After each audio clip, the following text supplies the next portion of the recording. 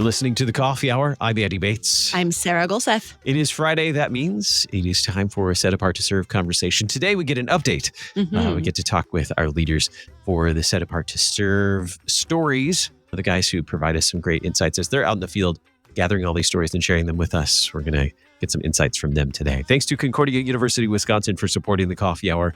You can find out more about Concordia University, Wisconsin at cuw.edu. Live uncommon.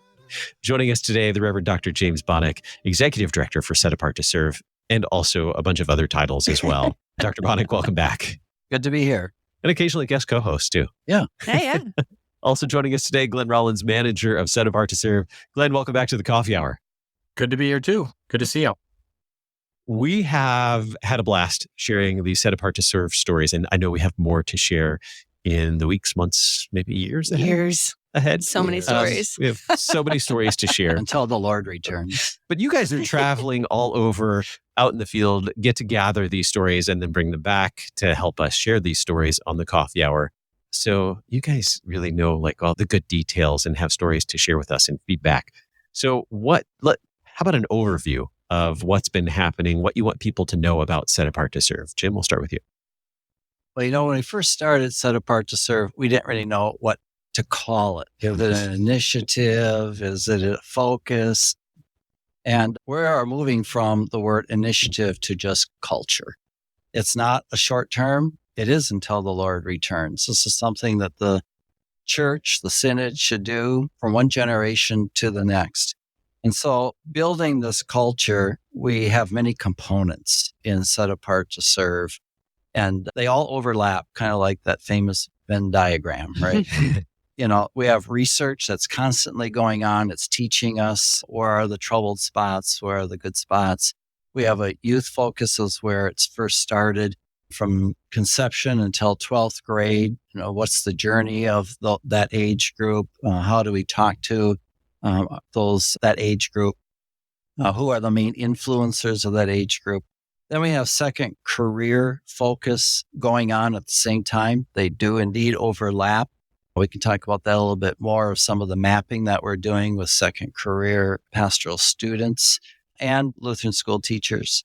At the same time, we have all nations. That is, the church is made up of many peoples, many cultures, many languages, and we're putting those all together, not separating them out as one, but we're all in this together, as Revelation 5 would say, that we gather around the throne as all nations. We have an international focus. The synod is in partnership with over 42, 45 church bodies around the world. They're starting to come to us and say, hey, come on over and tell us what you're doing, because we have the same issues of needing church workers. And there's this wonderful thing called funding of how do we continue to fund this, and our donors are responding really well. But I guess my message is this is not short term. It's not an initiative. It is just something that we are, something that we do as a church. We form and recruit church workers until the Lord returns. And it all kind of blends all together. Yeah, we've seen that over the, years that we've been sharing all of the Set Apart to Serve stories. And it's been really incredible to hear all of the different stories that we've been able to share. What are some of the things that have been happening in LCMS districts in the last 6 months to a year? Glenn, what do you got for district working groups? What's been going on? Well, district working groups, that's one section. Just to say, though, Pastor and I both get to go and visit in the districts, and it is just really humbling and gratifying to see what is happening out there. In order to kind of facilitate a little bit more that could happen, we started looking specifically at how do we help districts, because we know that the people within each district, they understand those ins and outs of that district best. So it was our thought that if each district was able to establish a district working group or committee, task force, whatever they want to call it, on church worker recruitment, because they know that context of their district, they're going to be able to respond to those church recruitment variables more directly for their people. So we saw that then we could become, and we're working on that, become a resource, a sounding board, a touch point for ideas, so that each district could grow their programs within their own context, as I said. So we've been working with some specific districts in kind of a pilot program setting to see what are some things that they need, what we can supply. Our job is to assist their congregations, their schools to form, recruit, encourage youth.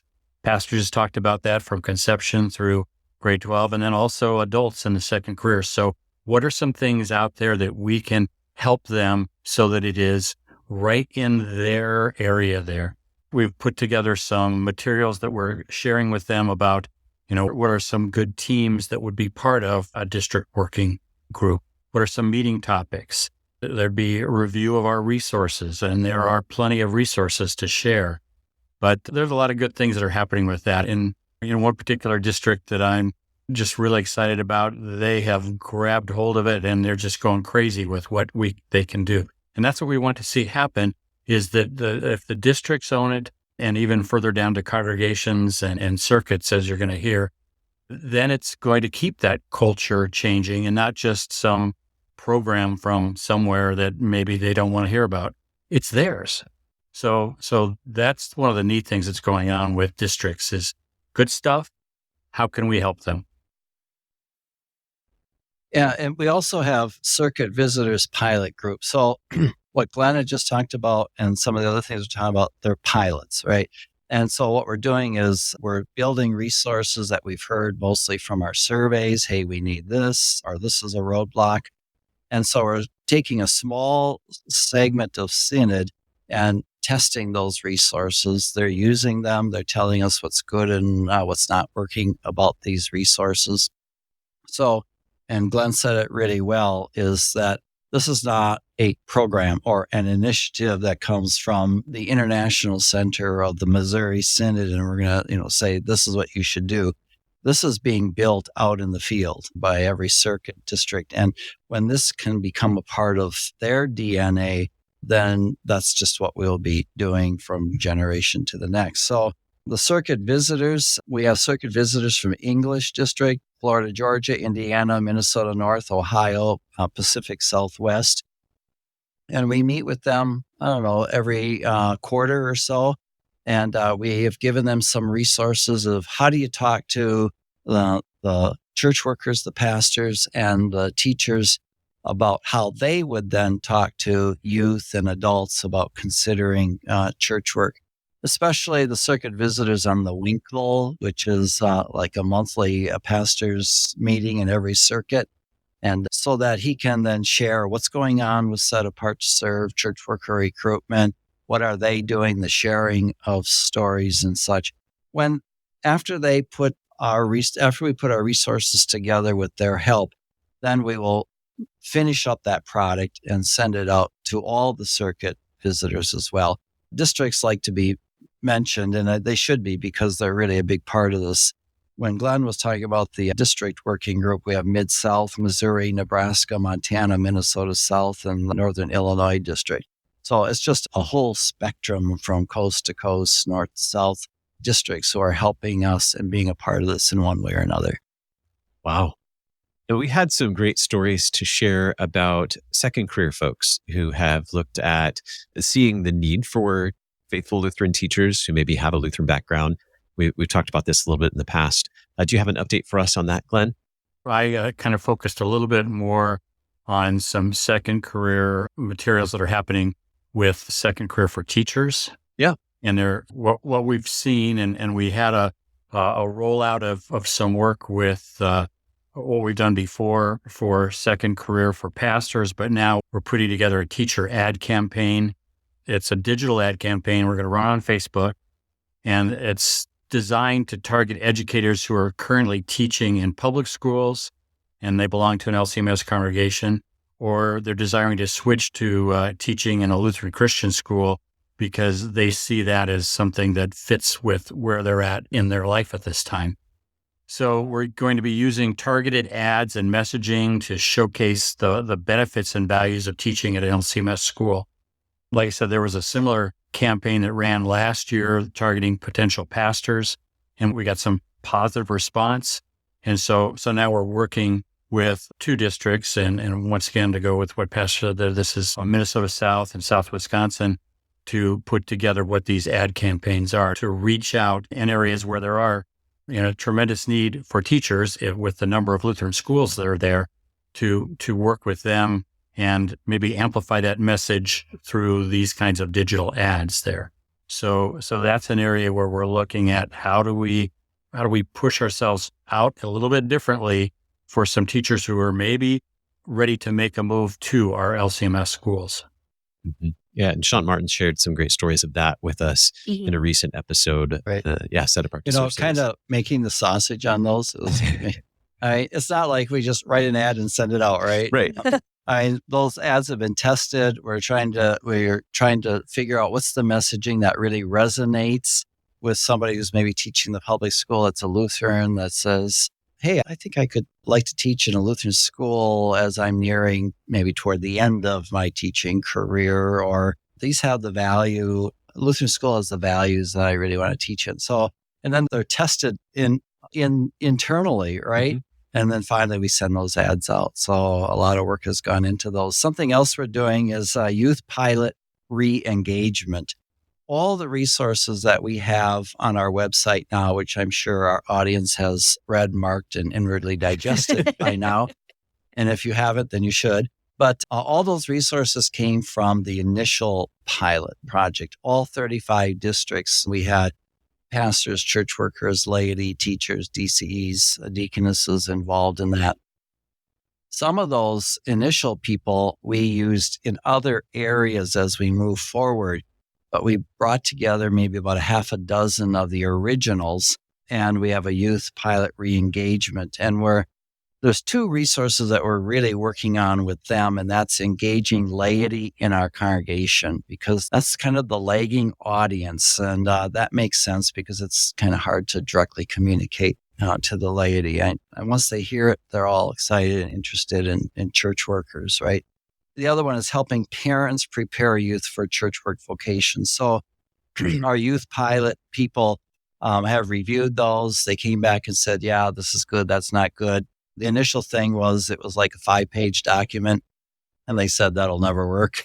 And so we broke it into segments. So there's like a simple 1-pager. And then there's, if you want more information, here it is. But anyway, individuals like Pastor Potschmidt, he has just been great in helping us do these materials, and he's testing them in his own congregation, right? And then Daniel Burhup as a pastor as well, and he's testing these materials. And the funny thing is, when these individuals are testing our materials, they're going above and beyond. They're writing some of their own things, or they're contacting their parents and say, hey, y'all come to this meeting. I'm going to talk to you about your child being in church work. And then they tell us what they've done with those meetings, whether it be refreshments or the resources that they're using. So North and Central Illinois district have come together in like a teachers conference, and there's presentations going on with, how do you pronounce her name? Robbie Flock? Is that? Yes.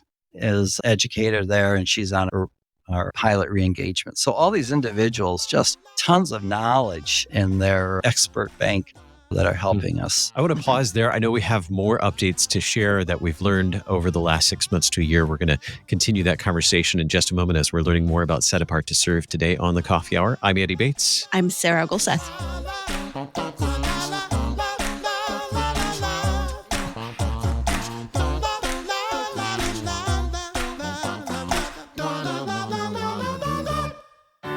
At Concordia University, Wisconsin, we believe you were created for a reason: to use your God-given gifts to help others, to live a life of self-sacrifice in a me-first world, to live a life that's uncommon. Whether you're taking one of 50-plus online programs or learning with us in person on the shores of Lake Michigan, you'll be equipped to make an uncommon impact. Learn more at cuw.edu. Concordia University, Wisconsin. Live uncommon.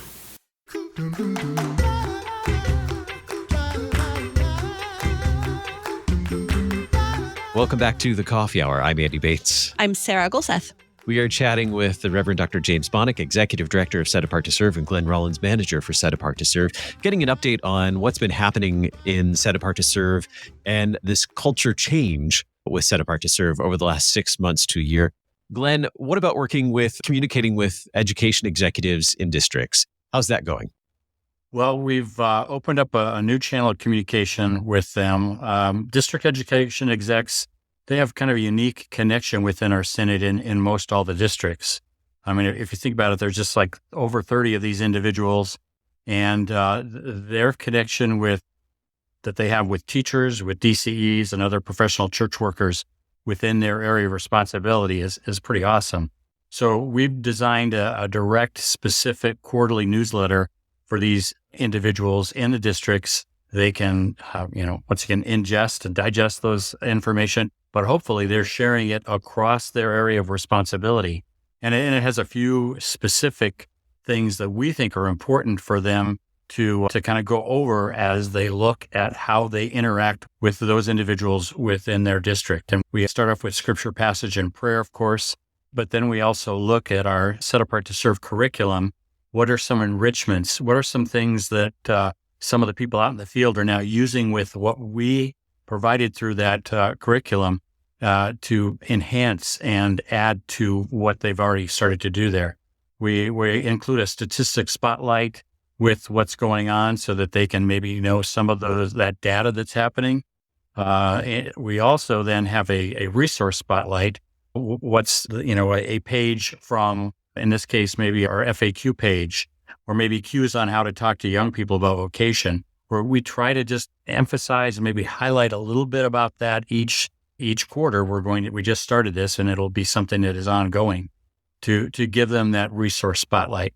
And then we've added a feature that maybe you know about a little bit there, the Church Worker Spotlight, and that features interviews from, guess what, KFUO Coffee Hour, Set Apart to Serve Fridays. So that helps them because there are, if I was in a classroom and maybe I could have a chance to share what's going on with church worker recruitment, you go to those archives, you take a look at maybe somebody who fits something you're talking about. And so we put that in front of those district education execs so that they can be thinking, hey, here's another resource. And you guys are doing a great job on that. So let's partner together. So that's the kind of the basis of that. And again, the idea is that those individuals, have a great reach within their districts. How do we help them? And then how do we also kind of motivate them about what's going on with Set Apart to Serve in an ongoing basis?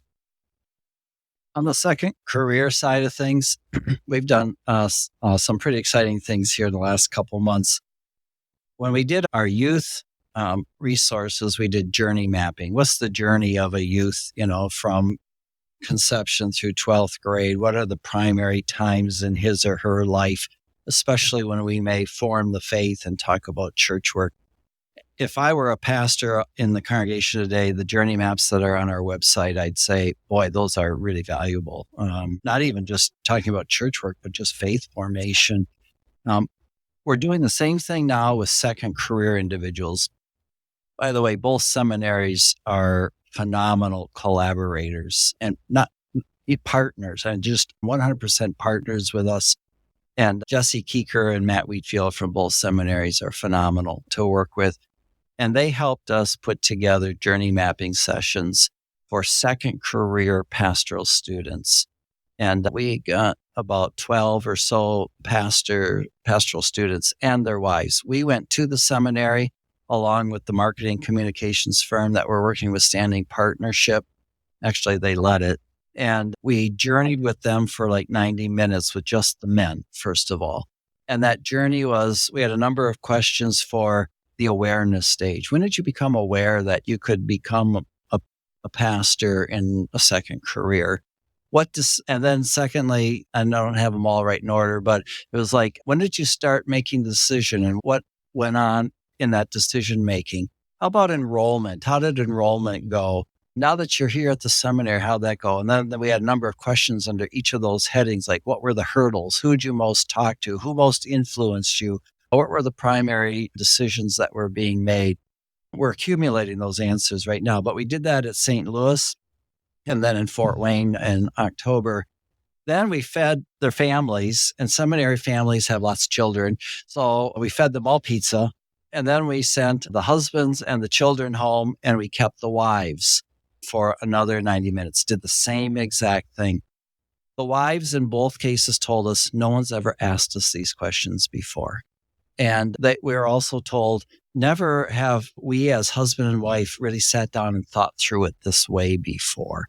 And that's not saying anyone did it wrong or bad. We're always learning. How can we do it better?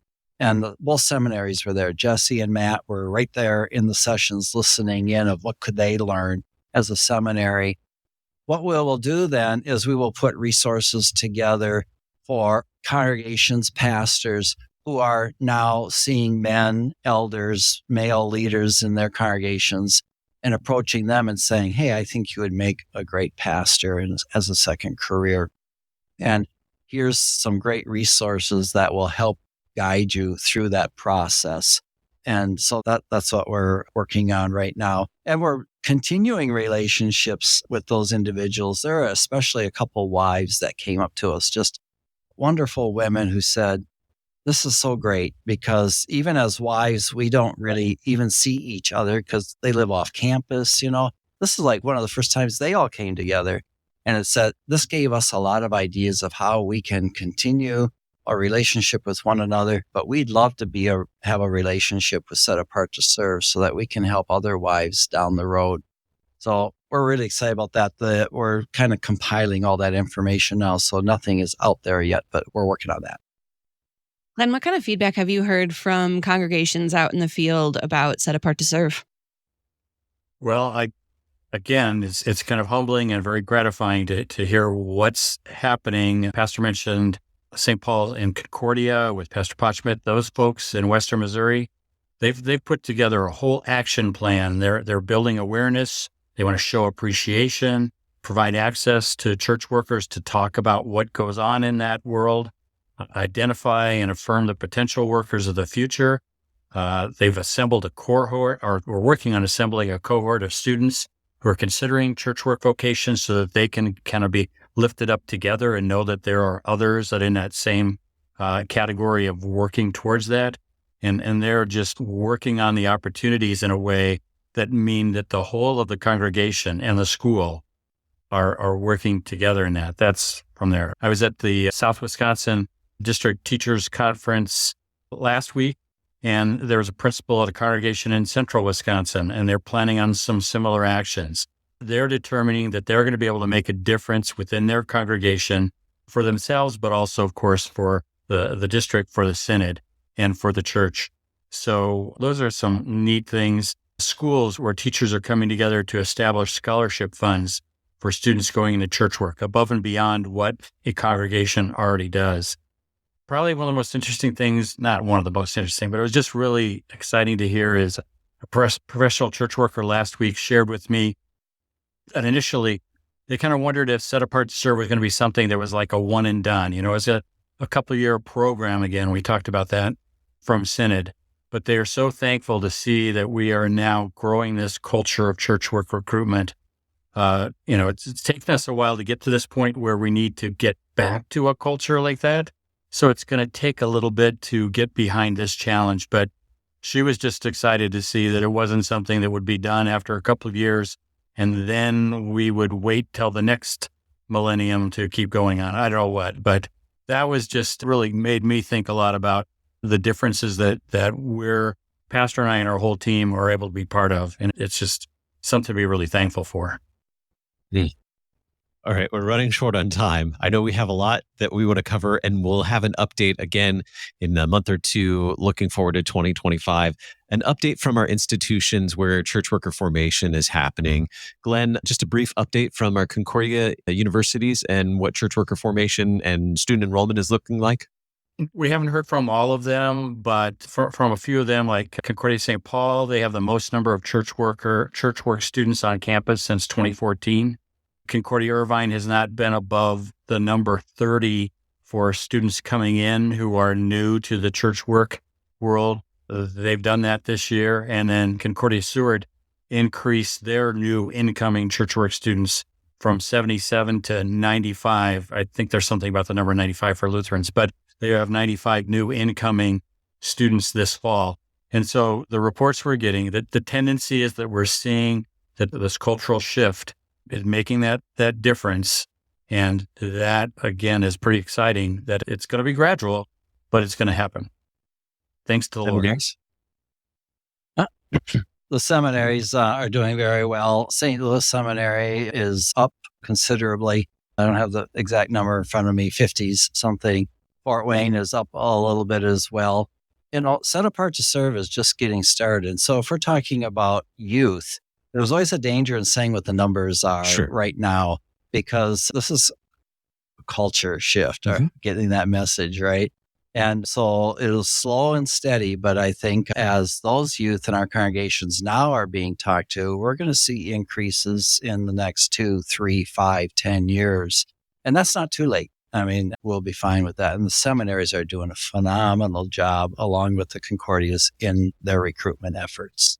And I know that we'll have plenty of stories to share in 2025. We will. As we look forward to the future. Anything else you want to share with us today as we're looking ahead, or maybe reflecting back on this past year of Set Apart to Serve?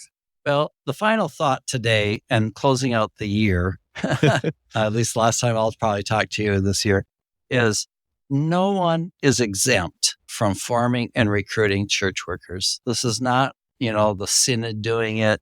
Every pastor, every teacher, every DCE, every church musician, every lay person, every chair president, every LWML lady, everyone is involved. And if you don't have children in your congregation, look beyond your congregation. Grandmas and grandpas, aunts and uncles, look at your relatives and family and friends and say, I think you'd be a great pastor. Let me guide you along. Everyone is involved.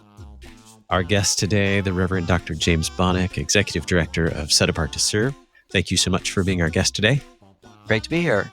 And Glenn Rollins, Manager for Set Apart to Serve. Glenn, thanks for joining us today. It's a blessing. Thank you. You can learn more about Set Apart to Serve by visiting lcms.org/SAS. You've been listening to The Coffee Hour. I'm Andy Bates. I'm Sarah Golseth.